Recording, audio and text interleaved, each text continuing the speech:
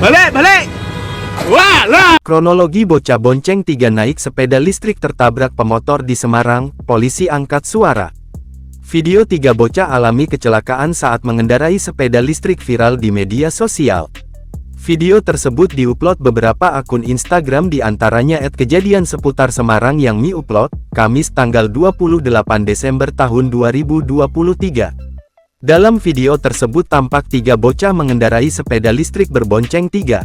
Mereka mengendarai sepeda listrik dengan santai di lajur kanan dari arah Jembatan Banjir Kanal Timur (BKT) ke arah Pedurungan atau dari arah barat ke timur. Tiba-tiba ada pengemudi mobil sekaligus perekam video menegur mereka supaya pulang. Selepas ditegur, 3 anak itu lantas mempercepat laju sepedanya lalu berputar arah ke barat. Mereka tak tahu lampu traffic light menyala merah. Sewaktu putar arah, mereka lantas mengalami kecelakaan dengan pemotor yang melaju dari timur ke barat.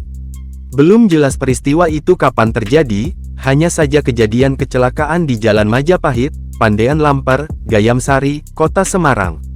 Kami belum menerima laporan kecelakaan lalu lintas tersebut.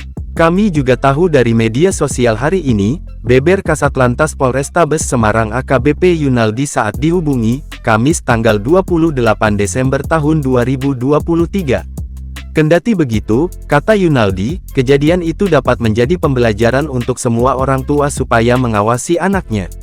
Terlebih saat liburan sekolah seperti sekarang.